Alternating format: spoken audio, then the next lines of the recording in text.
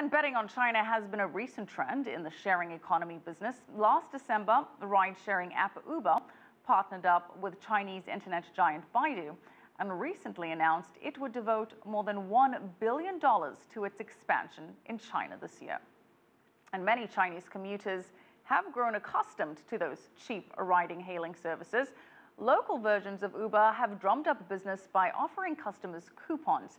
But lately, people are noticing fares going up during peak times and when the weather turns bad.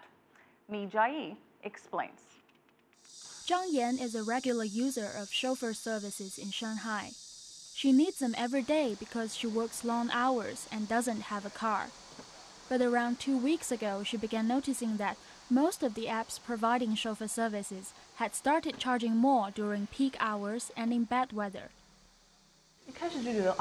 I was caught off guard by this at first, but when I couldn't get a car at the original fare, I felt it was okay to pay a bit more. The prices for chauffeur services from Didi and Kuaidi are up between 5 and 60 yuan per ride. Uber, one of the biggest foreign operators in China, has always been charging more for bad weather rides. Zhang says that whichever app she's using, she won't accept more than a 50% surcharge. Otherwise, she'd rather wait. Many on the Shanghai street seem to agree. I think it's reasonable, but I hope the price increases won't be too much. Otherwise, I won't use them. Uber sometimes more than doubles its prices in peak hours, so I don't use them. If could guarantee a ride by paying a higher price, I wouldn't mind. I don't like this. It should be the same. It feels a bit like compulsion, but if I really couldn't get a ride, I might think about it. The idea for charging more during bad weather and peak hours is to make drivers more willing to take orders from people who need to use a car in a hurry. But the apps don't tell you why you are being charged more under any particular circumstances.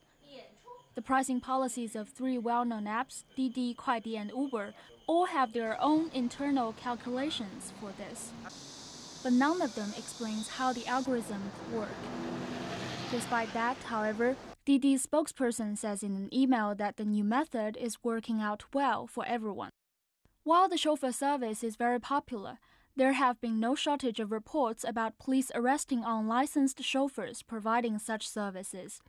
And so apps like Didi and Kuaidi are thinking about how to attract more licensed drivers. One professor in sociology says the new pricing policy is one method. In the past, these companies give lots of subsidies to their passengers to make them form the habit of using a chauffeur service. Now that they think people have formed this habit, they've stopped giving passengers the money.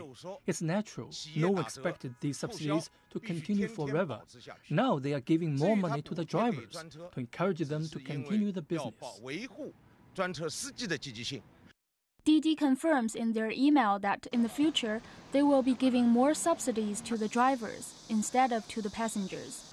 Mi Jiayi, ICS for CCTV, Shanghai.